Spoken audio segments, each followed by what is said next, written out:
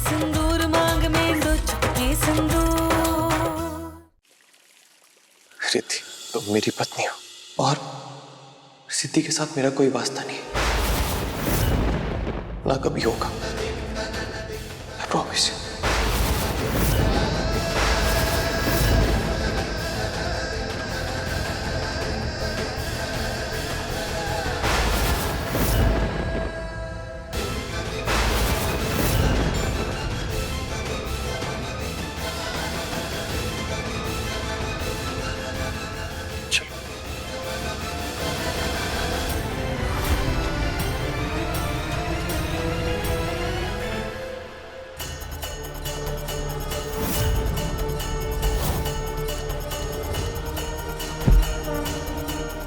क्यों कान्हाजी, क्यों हमें ये सब दिखा रहे हैं आप कान्हाजी? एक सुहागन अपने पति को दूसरे औरत के साथ कैसे देख सकते? अपने प्यार को, अपने सुहाग को किसी और का होते हुए कैसे देख सकते?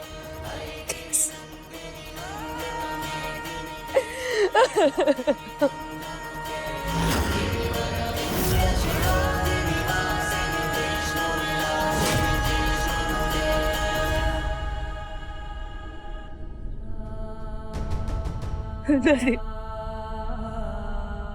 दरिया, बस बस। क्यों ऐसा क्यों हो रहा है हमारे साथ? हमारे साथ ही ऐसा क्यों हो रहा है? आज तक हमें सिर्फ विनायक की नफरत सहनी पड़ रही थी ना दादा, अब रिद्धि भी हमसे नफरत करने लगी। हमने उसे अपनी बहन माना था दादा, वो हमें गलत समझ रही, दोषी मान रही। इतने रूखे बर्ताव की उम्मीद नहीं थी हमें रिद्धि से दादी। क्या करें अंदर? मुझे कुछ समझ में नहीं आ रहा माँ, मैं क्या करूँ, कैसे करूँ, ऐसी सिचुएशन को मैं कैसे हैंडल करूँ? आप बिल्कुल सही कहती थी, मुझे उस सिद्धि पे कभी भरोसा करना ही नहीं चाहिए था। इट्स ओके बेटा, देखो अब जो होना था वो हो गया, लेकिन अब किसी भी तरह उस सिद्धि को विनायक के पास मत जाने देना और उसे अपनी जिंदगी से, इस घर से और विनायक की जिंदगी से बाहर फेंकने के लिए कोई अच्छा सा तरीका सोचो।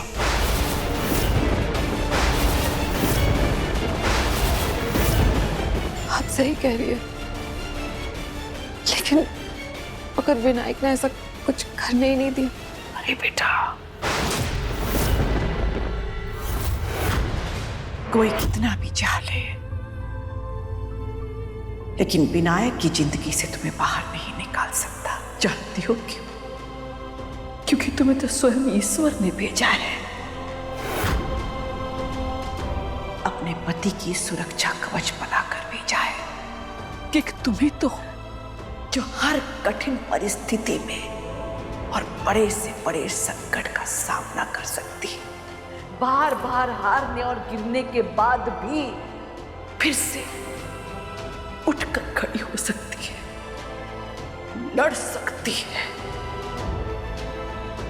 हम तो बस इतना जानते हैं बिटिया कि पति जब भूल कर बैठे, गलत रास्ते पर निकल जाए, तो पत्नी का धर्म और कर्तव्य होता है उसे फिर से सही रास्ते पर लेकर आना।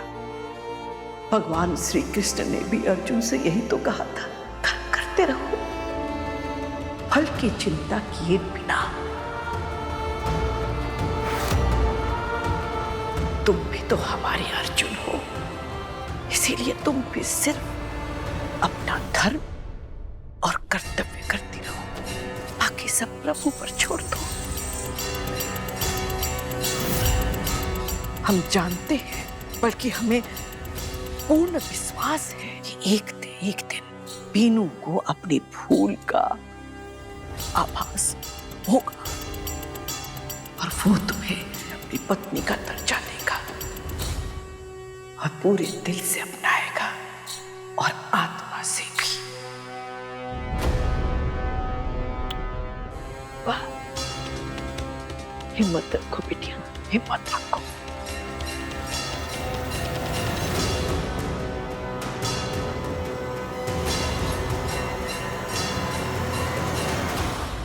इंसान जैसा सोचने लगता है ना, फिर वैसा ही होने लगता है। अगर तुम बुरा सोचोगी तो बुरा ही होगा ना। देखो बेटा, अगर तुम्हारे ससुराल वाले सिद्धि को घर से बाहर नहीं निकालते तो फिर तुम विनायक को अपने साथ लेके इस घर से कहीं दूर चली जाना।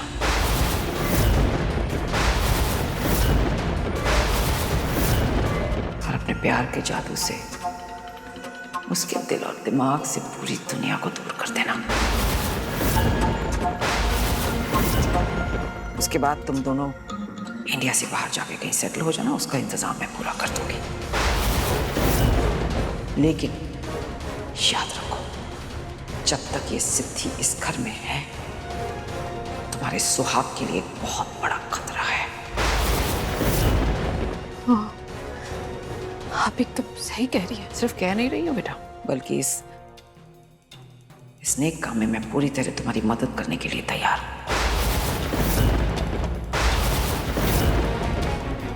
इनफैक्ट मैंने तो इसकी शुरुआत भी कर दी है। कैसी शुरुआत माँ?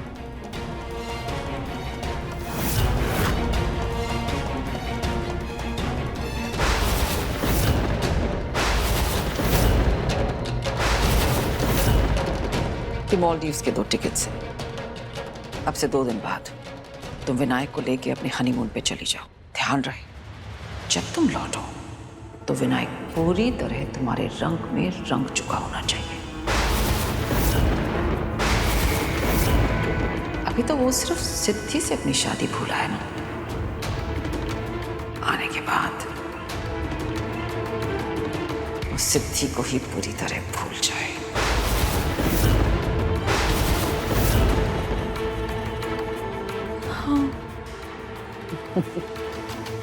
Thank you. It's okay, beta. I'm always there for you.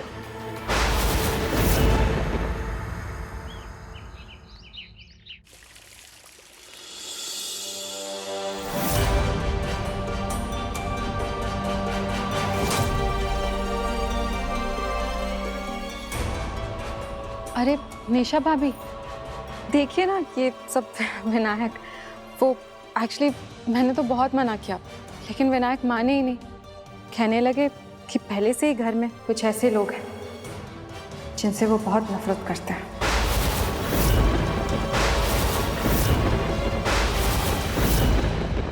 उन्हें बिल्कुल पसंद नहीं करते,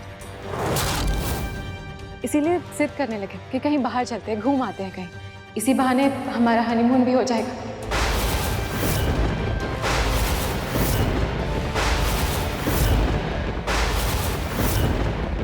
ठीक है, मैं ये रख के आती हूँ।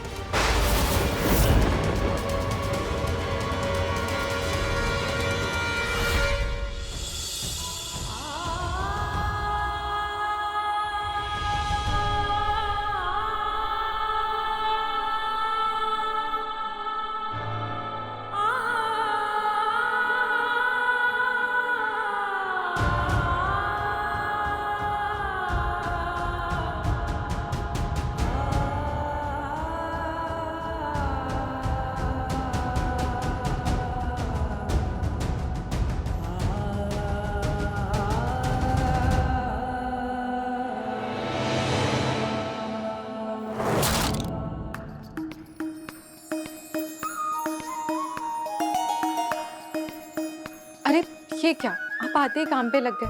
कितना काम करेंगे आप? अब आप कुछ दिन बिल्कुल काम नहीं करेंगे। फिनायक, शादी के बाद हम लोग कभी हनीमून पे नहीं गए। मैं सोच रही हूँ कि क्यों ना इन सारी चीजों से दूर कहीं घूम के आते हैं।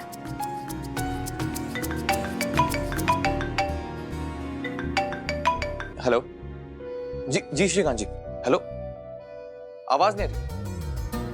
Hello Shrikant ji, can you hear me? जी श्रीकांत जी, जी बोलिए। श्योर श्योर, आप लोग घर आ जाइए, फिर बात करते हैं। ओके। क्या हुआ विनायक? रिद्धि आज घर पे डिनर के लिए, मेरे कुछ इंपॉर्टेंट क्लाइंट्स आने वाले। अगर हमने उन्हें अपनी मेहमान नवाजी से खुश कर दिया तो एक बहुत बड़ी डील मुझे मिल सकती है। अच्छा, उसके बाद हमारे हनीमून का मजा डबल हो जाएगा और खुशी भी। अगर ऐसी बात है तो मैं आगरा के बेस्ट होटल से खाना ऑर्डर करती हूँ। इटालियन, चाइनीज, कॉन्टिनेंटल, जो भी उनको नहीं चाहिए। रिद्धि, यही तो प्रॉब्लम है। वो लोग देसी है। उनकी एक शर्त है कि वो घर का बना खाना ही खाएंगे, सिंपल इंडियन फूड। अच्छा, अब अगर तुम अपने हाथ का कुछ जादू दिखा दो तो मजा आ जाएगा। अच्छा, अगर ऐसी बात है मैं अपने हाथों से खाना बनाऊंगी। Thank you.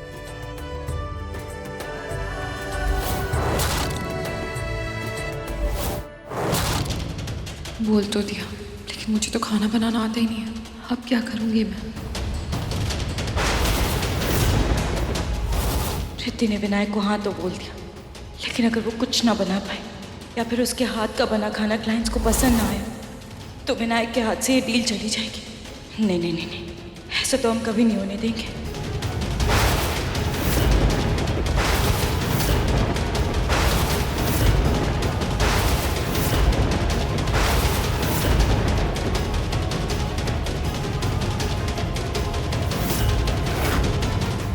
पता नहीं क्यों मैंने हाँ बोल दिया विनायक को। अब मुझे कुछ भी समझ में नहीं आ रहा कि मैं क्या करूं, कैसे करूं।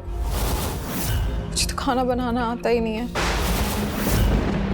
और इतने गेस्ट हैं और उन्हें इंडियन खाना खाना है। मैं कैसे खिलाऊंगी उन्हें? अरे बेटा, मुझे भी कुछ अच्छा बनाना नहीं आता है, वरना मैं ही तुम्हारी हेल्प कर देती। अब कौन बनाएगा खाना? हम।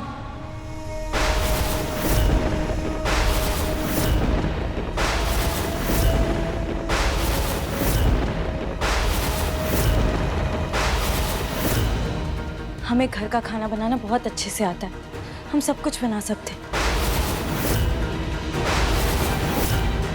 आप दोनों चिंता मत कीजिए, विनायक के मेहमानों के लिए हम खाना बना देंगे। कोई जरूरत नहीं है, जो करना है रिद्धि खुद कर लेगी, और तुम अपनी टांग इस मामले से जरा दूर ही रखो। एग्जैक्टली, दूर ही रहिए आप। वैसे भी पिछली बार ऐसे ही खाना बनाकर अपने विनायक की हमदर्दी हासिल की थी। उनकी नजरों में महान बन गई थी, लेकिन इस बार मैं ऐसा कुछ करने नहीं दूंगी आपको। हम महान बनने के लिए ये सब नहीं कर रहे हैं रिद्धि, प्लीज बात को समझो। अगर मेहमानों को बाहर का खाना नहीं पसंद आया तो उसका सीधा असर विनायक के बिजनेस डील पे पड़ सकता है। कोई डील कैंसिल नहीं होगी, समझी? आजकल घर जैसा खाना ऑनलाइन भी मिलता है, हम वहीं से ऑर्डर कर लेंगे। राइट माँ, उन्हें पता थोड़ा ना चलेगा कि हमने घर पे खाना बनाया है या फिर ऑर्डर किया है। इनफैक्ट मैं तो बोलती हूँ कि ऑनलाइन ऑर्डर करने की जगह क्यों ना हम खुद जाके बाहर से खाना लेके आते हैं, और पैक करने से पहले हम टेस्ट भी कर लेंगे, ताकि पता चल जाए कि खाना कैसा है। ठीक है बेटा, चलो चलते हैं। चलो बेटा। ये दोनों हमारी बात को समझ क्यों नहीं रहे? हमारे हाथ का बना खाना भले बाहर से कैसे मिल सकता? खाना जी, बस विनायक की डील हाथ से नहीं जानी चाहिए।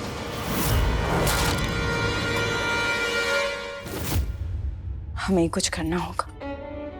हम भी खाना बना देते, अगर कुछ गड़बड़ हो गई तो कम से कम घर का खाना तो होगा ही। हम क्लाइंट्स के सामने विनायक को बेइज्जत होते नहीं देख सकते।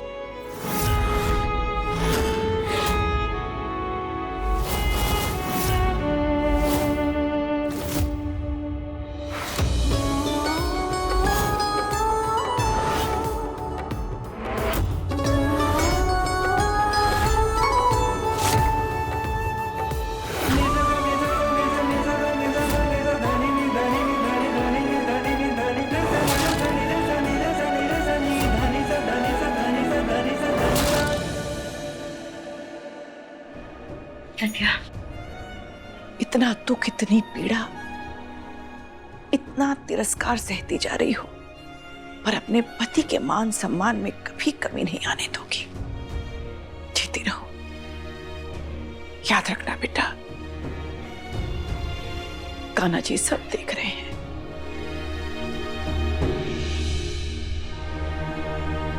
विनायक के साथियों के लिए तो तुमने बहुत अच्छा खाना बनाया है, लेकिन जरा अपने आप को देखो, कोई सुध-बुध नहीं। शिव शिव शिव शिव, देखो कैसी हालत बना रखी है तुमने। जाओ, जाकर जल्दी से तैयार होकर आओ। विनायक के साथियों के सामने ऐसे आओगी, उन्हें ऐसे खाना परोसोगी? हम तुम्हारी एक नहीं सुनेंगे। तुम पांडे खानदान की बहू हो। आओ, चलो आओ हमारे साथ, आओ। इस खाने को देख और खा के किसी को पता नहीं चलेगा कि ये खाना घर का है या बाहर का। मेरे मना करने के बावजूद भी ये सिद्धि की बच्ची ने विनायक के मेहमानों के लिए खाना बना ही दिया। कोई बात नहीं, मैं इसके इरादे पूरे नहीं होने दूंगी। तो मिस्टर विनायक, आज क्या स्पेशल खिला रहे हैं आप हमें अपने घर का बना हुआ? जी, जो भी आप ही के सामने, आप खाइए और बताइए कैसे बने। और ये रिद्धि, मेरी वाइफ भी और मेरी लाइफ। नमस्ते भाभी जी। तो आप हैं आज की हमारी अन्नपूर्णा देवी। और ये देवी जी कौन है? इनसे परिचय नहीं कराया आपने?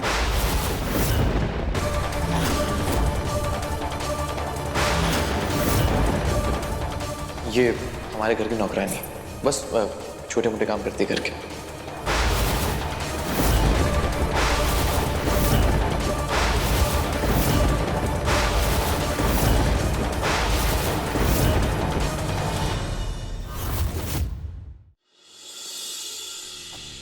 रिद्धि बेटा, अब किस बात का इंतजार है तुझे? जाओ बेटा, परोसो ना खाना मेहमानों के लिए। हाँ माँ। जाओ। अरे बेटा, चटनी नहीं दी तुमने इन्हें? ये कोई मिक्सी में बनी हुई चटनी नहीं है, बल्कि सिलबट्टे पे खुद अपने हाथों से कूट कूट के बनाई है हमारी रिद्धि बिटिया ने। वाह, अद्भुत। लगता है अब तो ये डील फाइनल करनी पड़ेगी विनायक बाबू। चलिए शुरू करते हैं।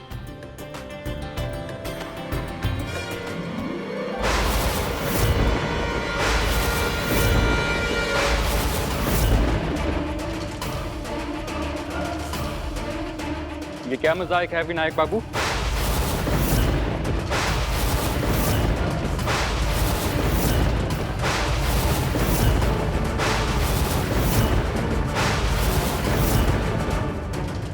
क्या हुआ श्रीकांत जी? हमें आपसे ये उम्मीद नहीं थी। बात तो घर के खाने की हुई थी। घर का खाना बोल के आप हमें होटल से मंगवाया हुआ खाना खिला रहे हैं। आप गलत समझ रहे हैं। आप, ऐसा कुछ नहीं। आपको क्या लगा हमें घर के खाने और होटल के खाने के बीच का फर्क नहीं पता होगा? और बात सिर्फ खाने की नहीं होती, बात होती है खिलाने वाले की फितरत की। क्या बिजनेस में भी आप इसी तरह करेंगे हमारे साथ?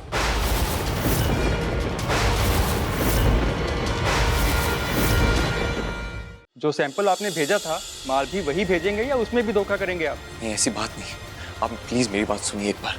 बस तुम गलत समझ रहे हो आप मुझे। गलत तो हम अब तक समझ रहे थे। एक निवाला खाते ही हमें पता चल गया आपकी नीयत और फितरत के बारे में। जो आदमी घर आए मेहमानों को गलत खाना परोस सकता है, वो तो फैक्ट्री के माल में हेरफेर भी कर सकता है।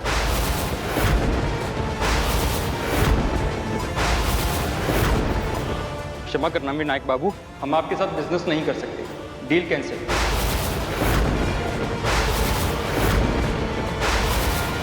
चलिए रामेश्वर जी।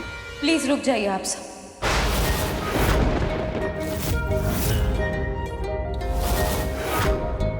थाली को इस तरह छोड़ के उठने से अन्न और मेजबान दोनों का अपमान होता है। आप सब बस हमें एक मौका दीजिए फिर से खाना परोसने का। वो गलती से घर के बने खाने की ट्रे किचन में ही रह गई थी। तो पेश है आपके लिए स्वादिष्ट और गर्मा गर्म खाना। ये डील तो गई विनायक के हाथ से, क्योंकि मैंने खुद अपने हाथों से खूब अच्छे से नमक और तीखी मिर्ची मिलाई थी इस खाने में।